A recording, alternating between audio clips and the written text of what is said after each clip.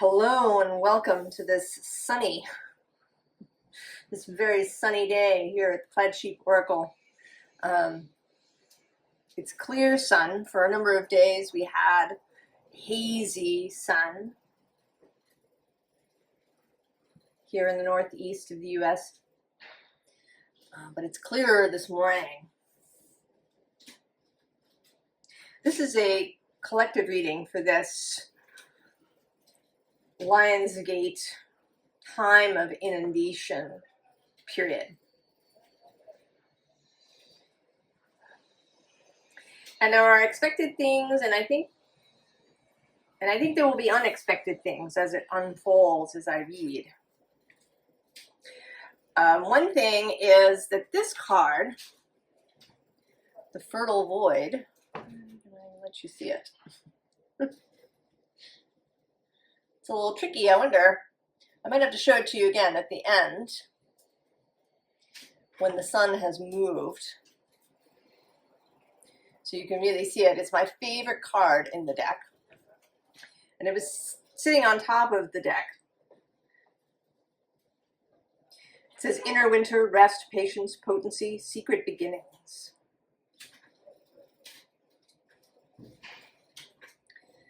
I think there is something secret, something that we are unaware of, regardless of how psychic, intuitive, all of that you are. I think there's something that is still hidden. But it's beautiful. It's not something to be frightened of. And after I shuffled, I chose another card, but I haven't looked at it. We're going to look at it now together. Oh, Temple of the Rose, ancient power, expression, activation, scarlet codes. I don't know, if you've been with me for a little while, you know that that I don't think that many things are set in stone, are, fated, are, will happen.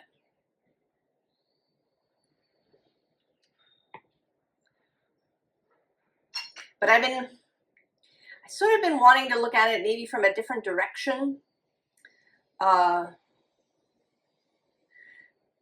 I don't know if you've noticed, if you watch different readers, but we all have a perspective, and it's based on who we are and on our experiences. There are some readers who seem to channel lots of stuff about, deception and manipulation and things going on, and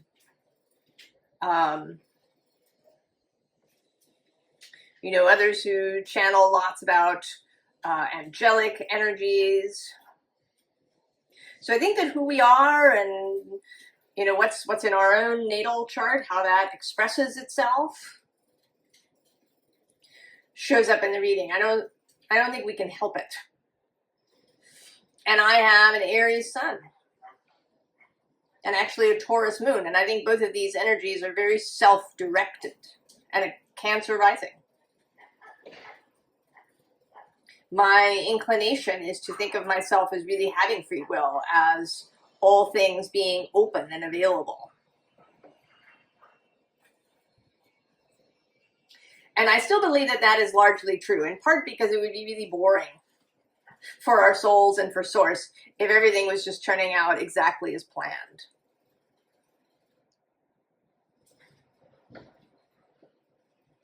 I mean, yes, there is a little bit of satisfaction, right, when a plan really comes together. But that assumes that the plan might not come together, right? That element of risk, right, that makes things juicy.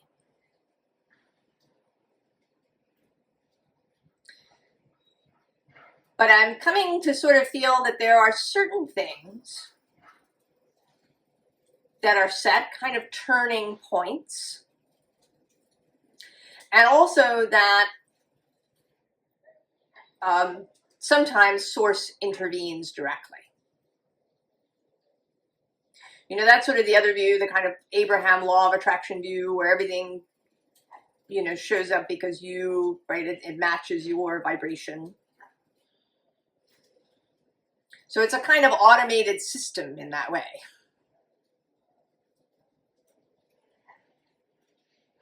And that's sort of appealing, right, to my frame as well, because it means, you know, that I'm kind of in control, right? I'm in control of my vibration. And through that, what comes in. But I've begun to take a more nuanced approach. That it isn't all or nothing. That these things are true, that we do attract stuff, that we create our reality. But also that there are great turning points. That there are times when Source intervenes directly. That there is some, right, that something needs to happen. You know, it feels a little bit like an author who, as they write, they kind of allow the characters to write themselves. But then at some point, they have to take back control, and so that, right, so that the plot progresses in the direction that they want it to go. And this is feeling like one of those moments.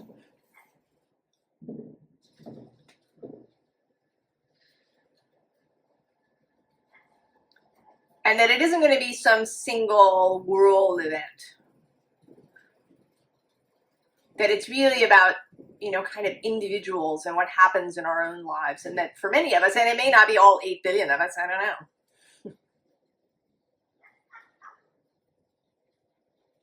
But some of us are, right, there's going to be some sort of intervention. The underside here is Sophia.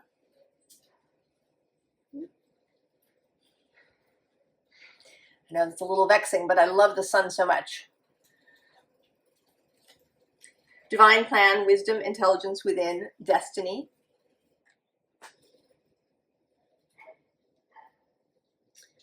Maybe if we tip this down a little bit, we might be able to. And then on the underside, there is this come to me. Attracting like a rose, receive abundance, desires. And again, I've sort of been noticing things in cards that I haven't previously. And what I'm noticing in this card, I'm usually focused, you know, on her, and she's here.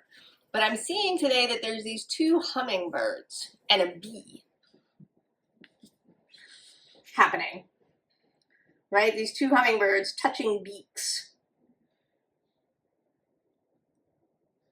And it feels to me actually like the bee, I don't know, can you see the bee? That the bee is actually orchestrating this.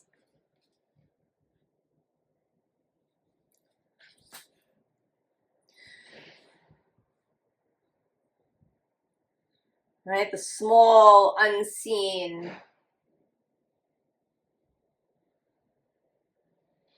right? Moving kind of in an unseen way.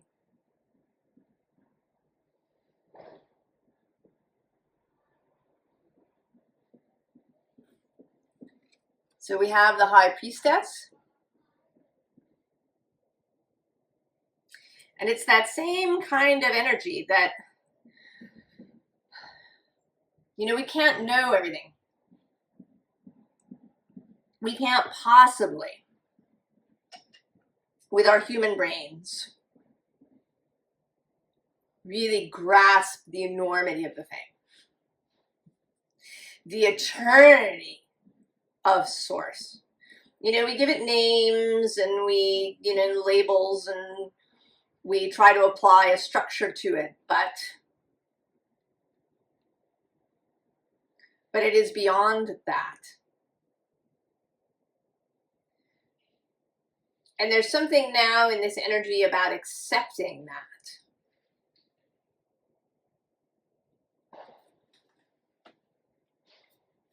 And we have both this 9 of Wands and this 7 of Pentacles. And actually this 5 of Swords too. You know, they've all been doing what they're doing. They've been battling or striving in the case of the Wands. They've been toiling in the case of the 7 of Pentacles. They've been maybe arguing or fussing or perseverating with the 5 of Swords. But right below that is the 8 of Wands.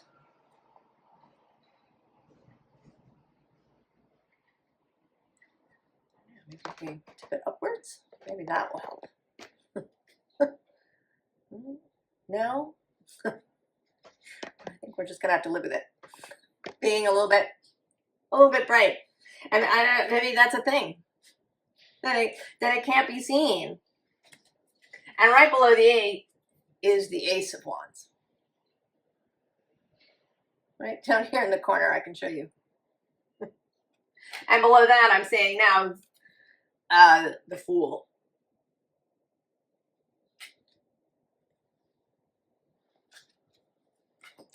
Now the underside, we're going to see 2 cards. There's a 2-card theme. We have the 7 of Swords, and when I saw it, the phrase that popped into my head was secrets and lies. And next to it is this 10 of Cups. And I think that we have either been told or have told ourselves some lies about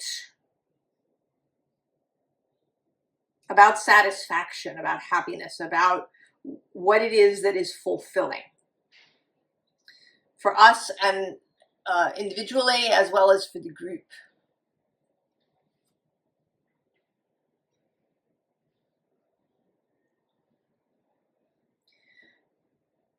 And then maybe we're beginning to discover those things, the secrets to this, which may not really be secrets at all.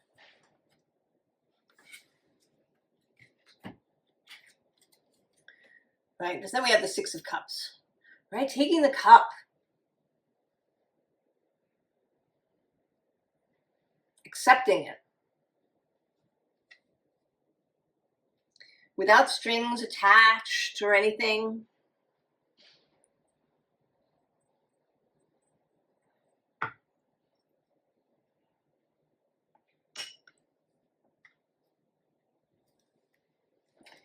Then we have these 2. The Empress and the Queen of Pentacles. And the Queen of Pentacles is us. And the ways that we engage with the world. Sometimes the way that we fuss. The way that we micromanage, perhaps. And then the Empress is the great creator. The source, the life force, whatever you want to call it. The viriditas.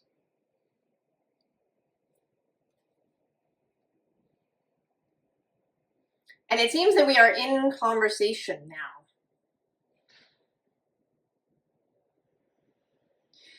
A video that popped into my feed is by this economist who kind of, he goes against the grain a bit. And his video, the title of his video is, "What if Scarcity is a Lie?" So economics is built on the idea of scarcity, that we do these exchanges and things in an atmosphere of limits, of limited resources. There are limited resources.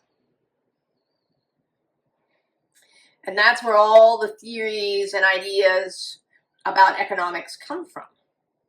But in many ways, it's not true. Or it's sort of locally true. We know that there is literally enough food grown and created to feed everybody on the planet. But it's a distribution problem, not a quantity problem.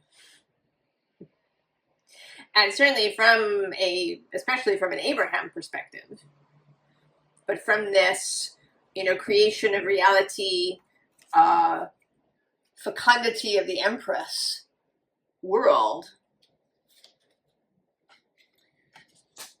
scarcity is a lie.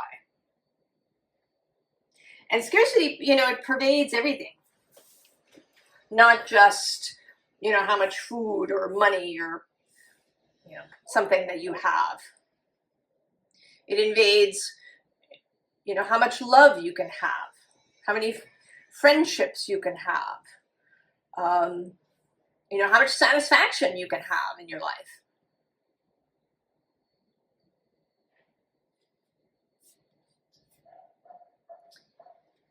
And there's this King of Swords, and he's feeling like he's having kind of a moment that he, you know, he's believed something for a really long time, and now he's seeing things in a completely different way, and he's a little shell-shocked. There's a little deer in the headlights quality to him.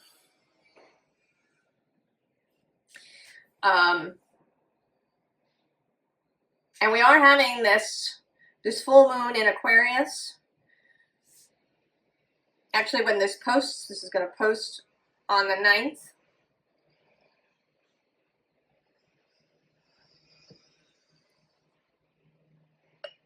What I think is kind of the peak moment.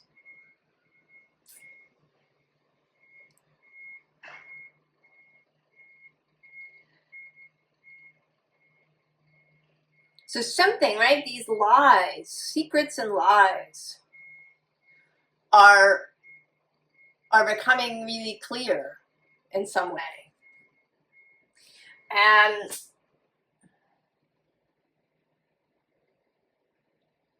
it is, I think, because something's going to happen.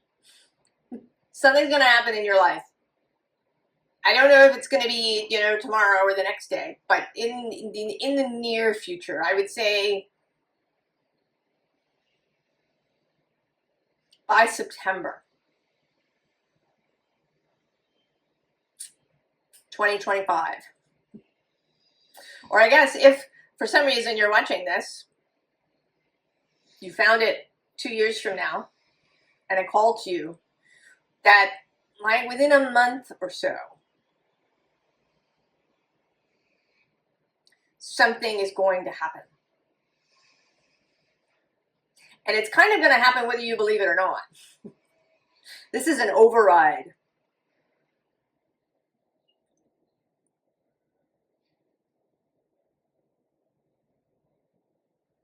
Right? It's like a new, you know, a new player entering the game, a new, you know. I was thinking as I was sort of laying out the reading about Dungeons and Dragons. I haven't played it in a long time, although I used to really enjoy it when I was a kid. And having a really good dungeon master is really important.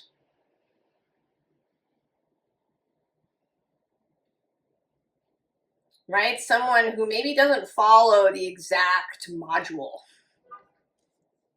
that they have in front of them. Or sometimes some, you know, dungeon masters made their own modules, their own adventures.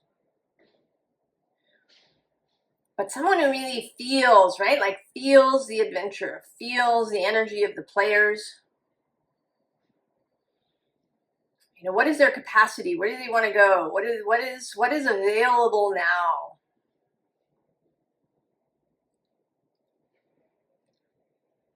And then can add or change what was planned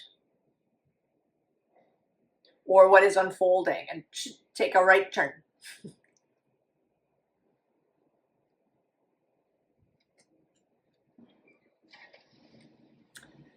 Right, the Knight of Tentacles.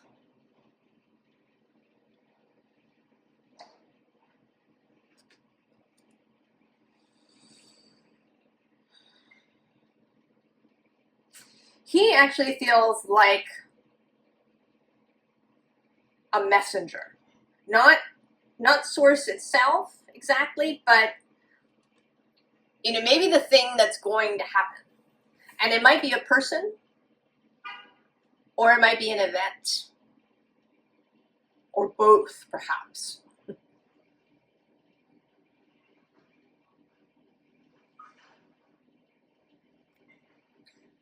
But he's, you know, definitely very set on the task.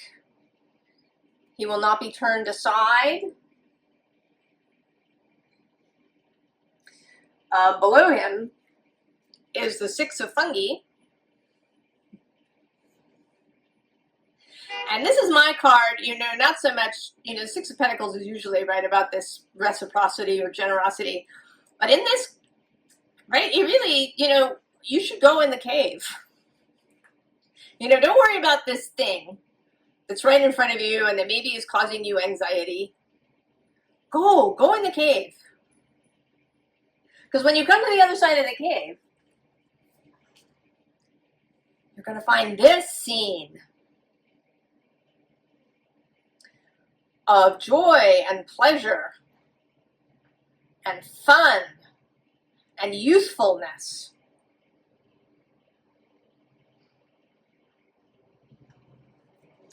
We actually also have this Knight of Combustion. And this is kind of an underlying energy.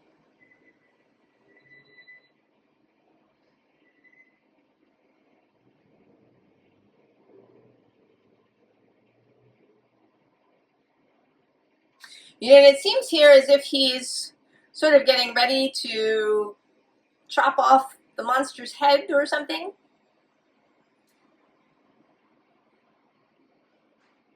But, you know, that maybe he's changed his mind.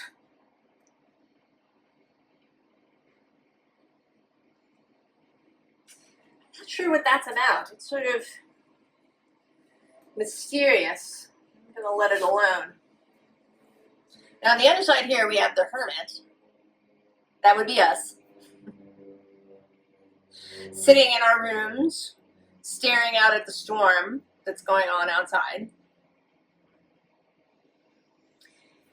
And then over here,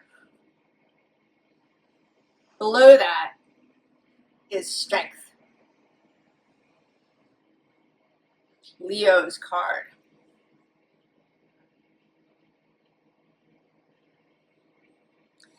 This, I don't know, this gateway, this opening, this. And there is an element of storm. This, in this time, right, this idea of inundation, of a flood of something. You see it here too with the Queen of Aether. Right, it's a flood of butterflies.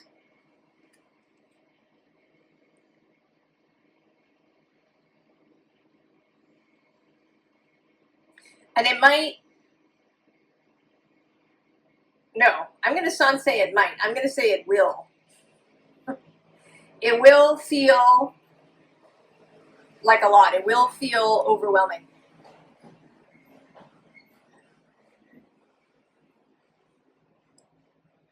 You know, and another thing that I'm noticing for the first time is, right, it's a tree here that's, you know, behind all these butterflies.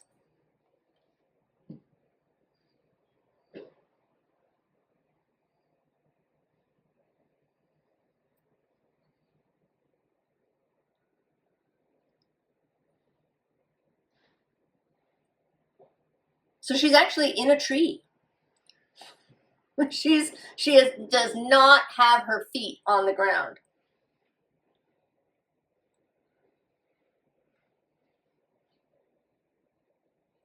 There is ground down below, but she might actually, being the Queen of Aether, she might just be standing on air because we don't really see her feet. So maybe that she's levitated up there with these butterflies.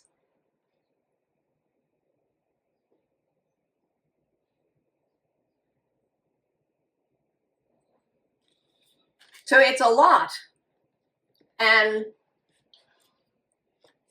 we have this Ten of Aether. So there may be an impulse to, right, to protect the corpse. Because there's going to be a corpse. Of something.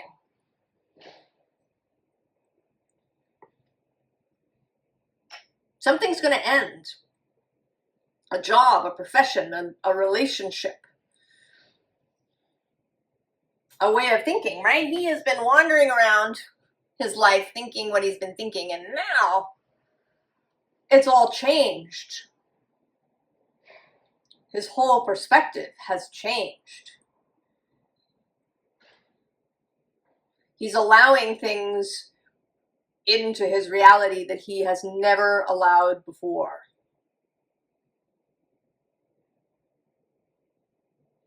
Because that is a thing. You know, the swords are a bit of a gatekeeping energy, particularly the queen and the king.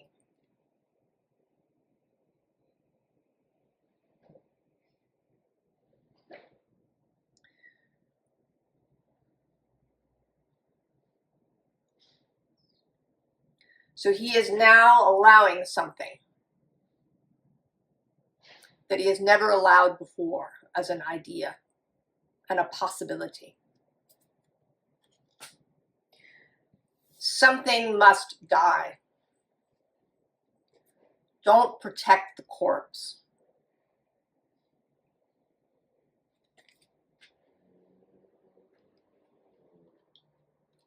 So then we have the Lovers. Right? Which choice?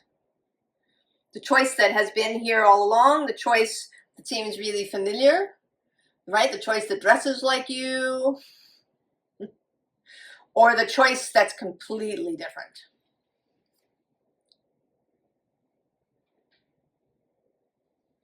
The choice that's a little radical, the choice that's a bit taboo.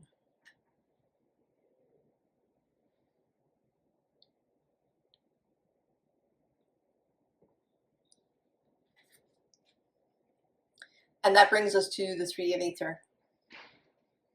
Now this Three of Air, Three of Swords, to me is the repairing. These beetles are repairing the heart. And actually, maybe not even so much repairing as in refreshing.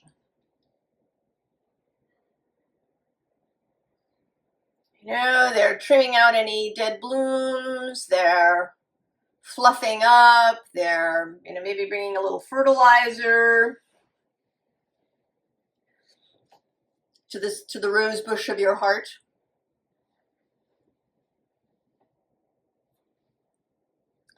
Or actually, right, the roses that are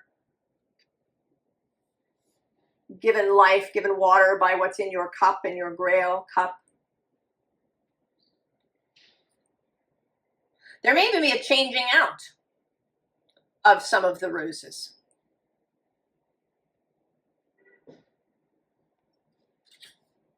That what was a dream, what was a plan, is going to change, right? This, oh, now we can see it. The fertile void. Right, this space.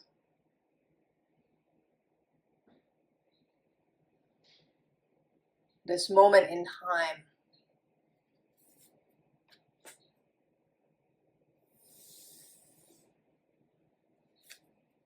So we get the land between.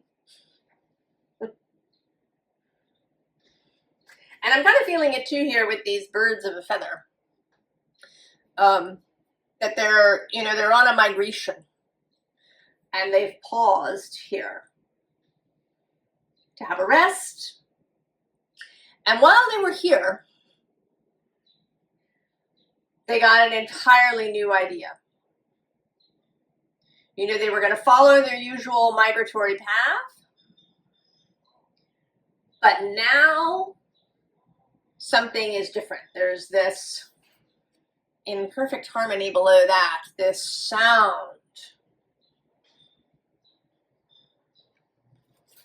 that has called them. The underside here is a higher view, and then this grand symphony. And this also feels like source, right? Who is seeing from this really higher perspective and changes the record, right? So that this sound that you're hearing is different.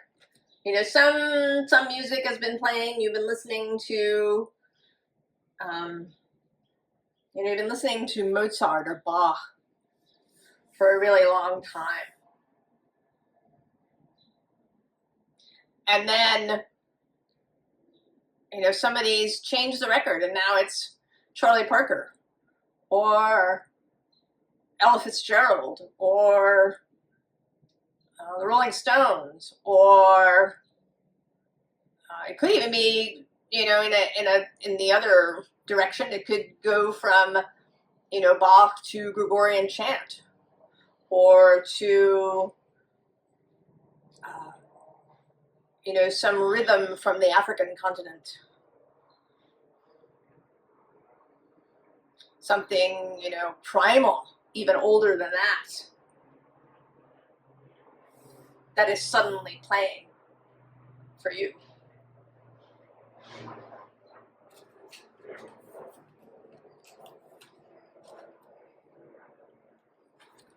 So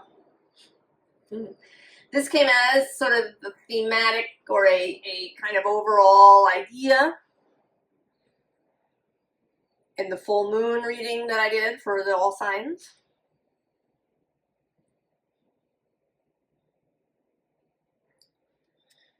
Right?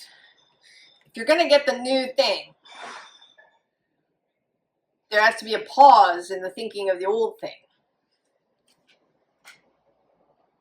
Or that will make it easier. Again, I feel like this change is coming regardless of how you're thinking or feeling about it. And although I think you can reject it, that you do have that free will that you can reject it, I think that rejecting it would be incredibly uncomfortable.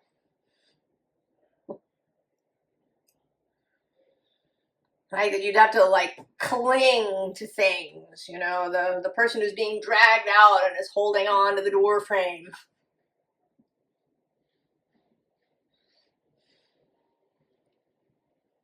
Right? Those videos you see of dogs that refuse to leave the park, and eventually their owner just picks them up bodily.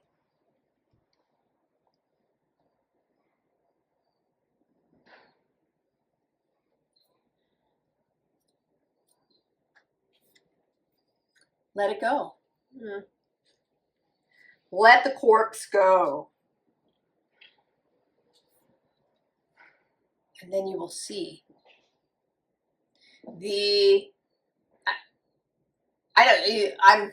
you're not going to see the whole plan, like into creation, right?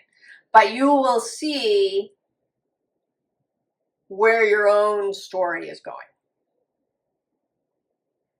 And you might see a little bit more than that. You might see, you know, depending on your level of awareness and what you want to know. Maybe you don't care. But if you're someone who is, you know, kind of interested in the whole cycle of things, maybe you've examined astrology through the lens of history and seeing, you know, when there were major aspects between the big outer planets and what was happening on the Earth at the time. And if you're interested in that kind of stuff,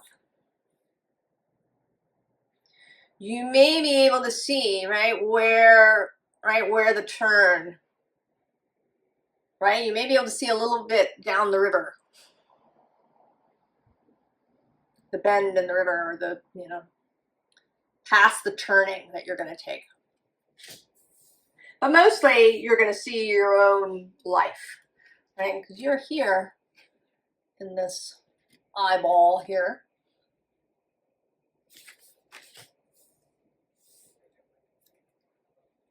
Then we get the Three of Emotions, Three of Cups.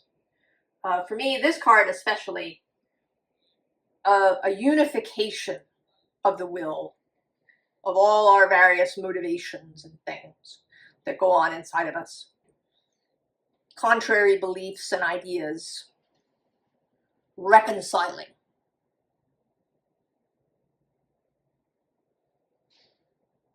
Finding a single direction. And then right below that is that single direction of the Ace of Voices.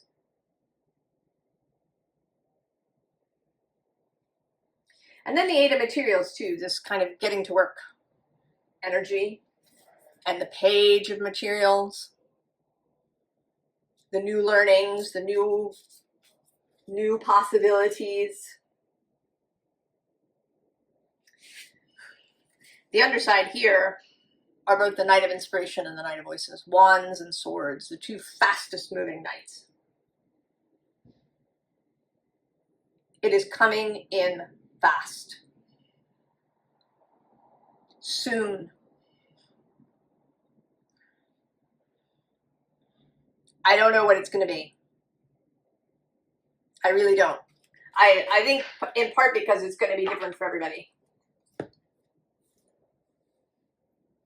What comes in. Sorry, it's cat hair. I tell you, Jupiter the cat is feeling this. He sits kind of in this crouch thing that a friend of mine calls the alert loaf. And he's just been alert loafing all over the place. I mean, he is extra sensitive, even for a cat. I think if you know about highly sensitive people, there's a theory that about 20% of the population, we make up 20% of the population. Maybe you are yourself a highly sensitive person. And I think it must be the same for animals too. That in each cohort of species, there may be 20% who are extra sensitive. And I think that Jupiter is such. He really feels things, the astrological transits and transits to his own chart and all the solar and geomagnetic weather, all of that stuff.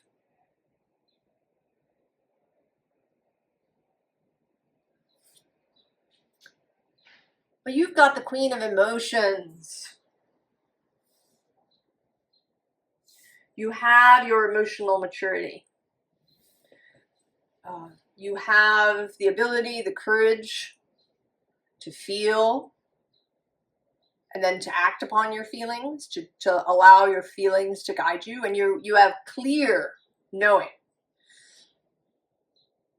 You know when something is guiding you in a particular direction and when something is a trigger.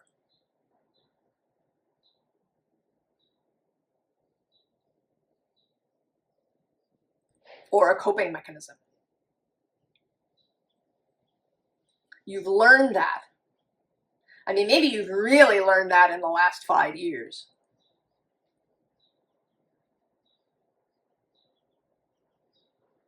Six years now, kind of, almost.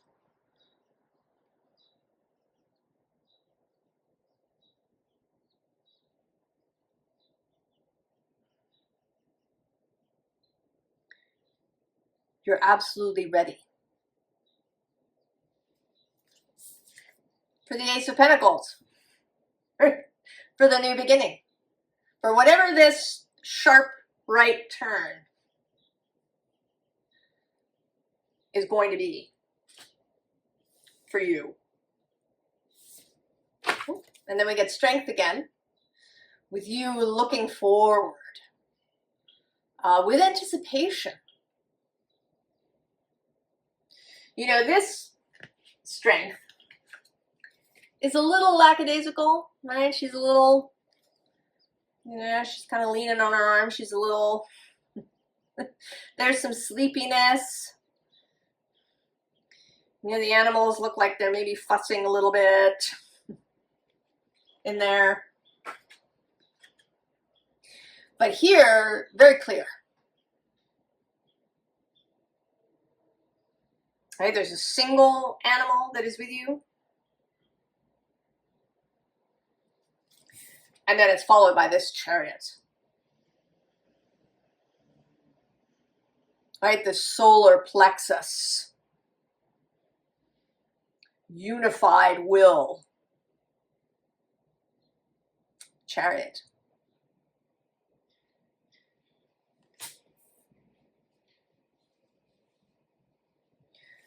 It's going to be a lot.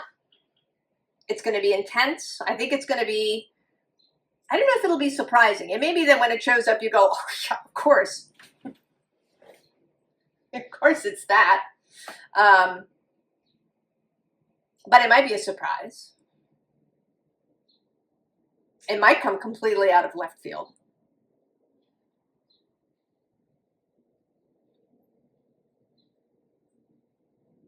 But it will be intense. I think that it may, in fact, all right, press your buttons, your triggers, challenge you. If it is, say, for example, a person, a romantic interest. Maybe intimacy and these things are part of your trigger, so that when they show up and they're fabulous and wonderful and amazing, there will be a small part of you that goes, oh, that's a lot. That's a little scary. That's like exposed. But you are absolutely up for it. You're up for it. You are up for the challenge. You are up for the evolution that you will receive. You're up for what it'll be when you release the triggers and you are with this person.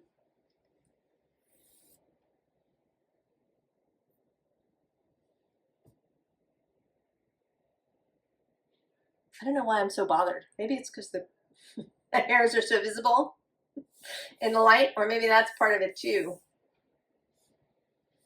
Fussing. There's a little bit of, I'm sort of feeling like I've been resisting the urge to kind of straighten and I don't know. And that, I mean, you might find yourself doing that. That it's a bit of a nesting thing. Right? That happens to some women when they're pregnant. They, they want to get the baby's room set up. They want to redecorate. They want to, clean. They want to, right? You want things to be prepared and set and ready. So if you have these impulses and they feel really good, I don't know, to clean out the garage or to, go through your closets and give away a bunch of clothes, or, I don't know, clean out your desk. Bring some personal things home from the office. Right? If it feels good, I would go ahead and do it. Now, I didn't put out the formal advice. I decided to wait until we'd come to this reading, and the Chariot is sitting on the bottom of this deck. So the pink Cadillac is coming for you. So you want to be packed and ready. In whatever way that means to you. That might be literally. That might be just that, things are clean and you've gotten rid of clutter and, I don't think that you necessarily need to actually begin packing up your house. But if you have the sense that maybe this is going to be about a move, that you start getting rid of things, right? Giving away, taking to the thrift store, clearing out anything that you might not want to take with you.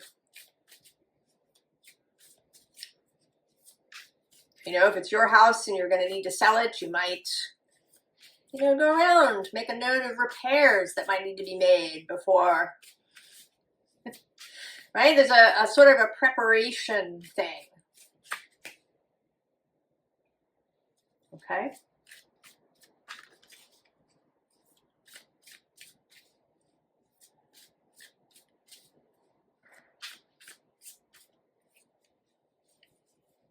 flood is coming.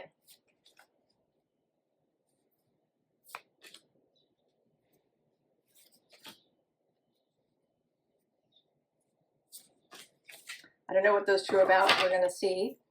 Oh, of course, the devil.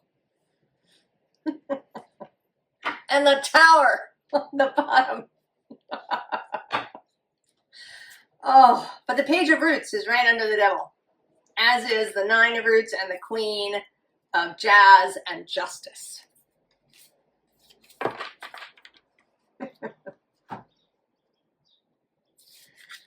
Who do we have? Oh, there's the Nine of Jazz, Nine of Wands. Coming to the end, the last song. Five of Roots, clearing things out.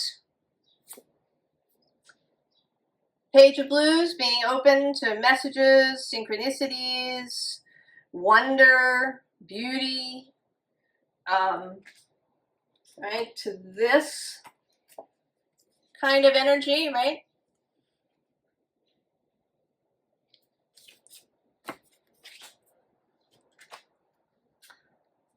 And there's the new eon, Judgment.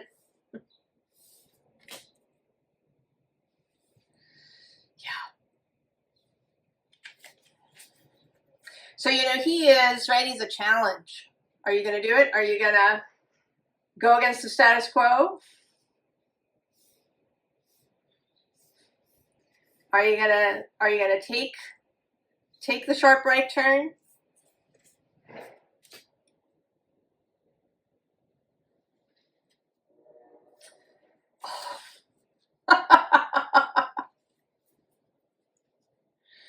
The Wheel of Fortune and the Ace of Jazz, the Ace of Wands.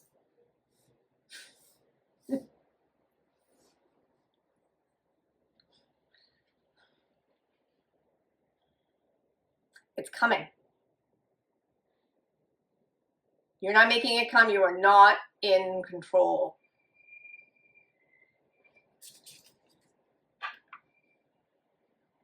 An intervention is happening. I mean, it might even be that it was a sort of a planned intervention, or at least a foreseen intervention.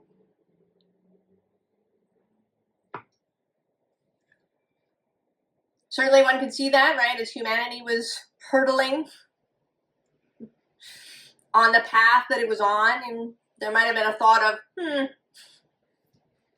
somewhere around here, we might need to change the dial, put on a new record.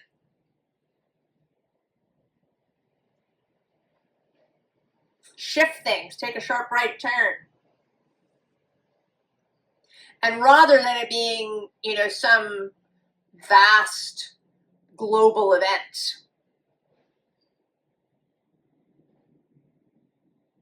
that it feels more like, to me, now, I don't know how it's going to turn out. Maybe it'll be both. Maybe there will be some global event. I don't know. But it feels more like this is through the individual. That a whole bunch of people's lives are going to change radically. And that as a result, society changes. Because there's no choice.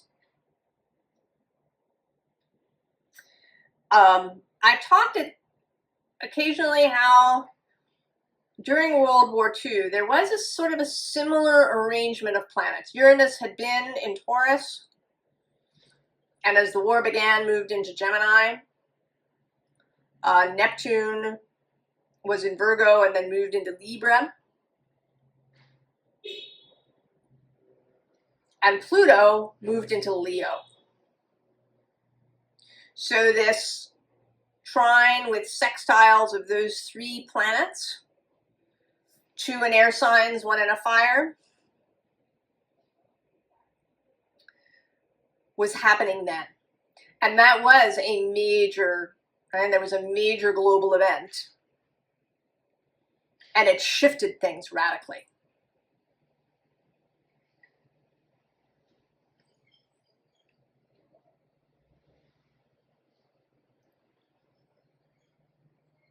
Now we have Uranus in Gemini and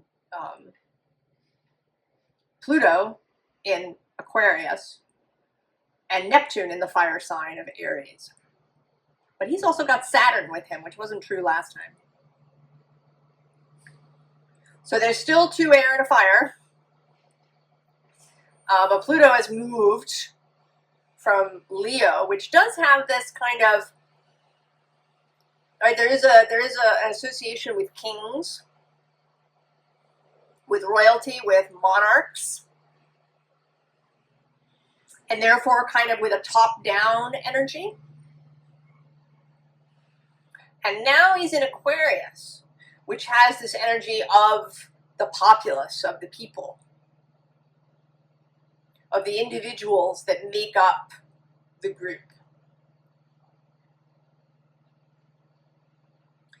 So it may be that now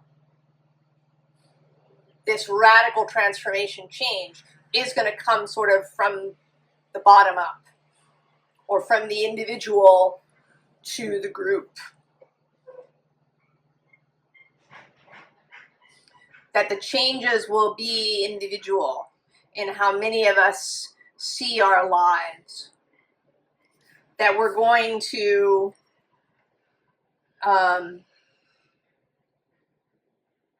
embrace joy, that we're going to eliminate this idea of scarcity, that we're going to embrace the Empress and Venus,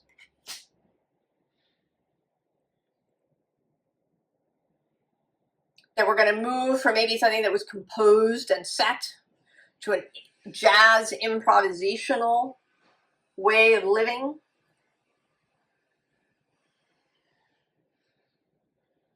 And that by doing so, society will change. It might be slower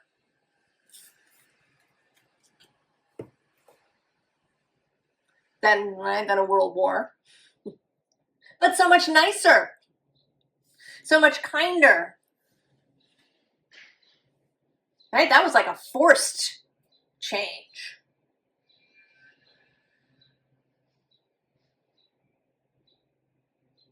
This is a desired, wanted change, right? This is this energy. And this. Right? And Sophia, this divine wisdom. And actually right below that is the mystic rose. Compassion, devotion, humility, humanity, chaos. Oh, not chaos, I'm sorry, grace. But maybe there's something about chaos. Below that, we have the rose of Venus. Alignment, flow, right relationship, harmony. And actually, I'm going to go one more. To rapture.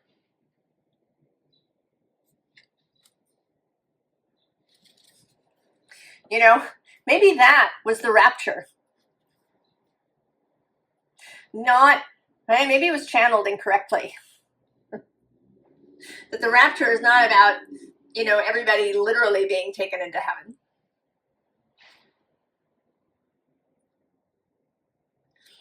That the rapture was about knowing oneself to be already in heaven, in paradise.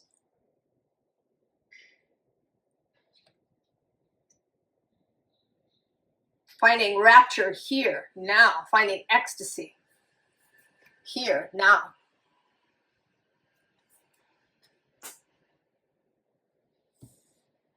I don't know about you, I think it sounds great. And I hope that you're looking forward to it and will be standing there with your arms open, ready to get into the pink Cadillac when it comes.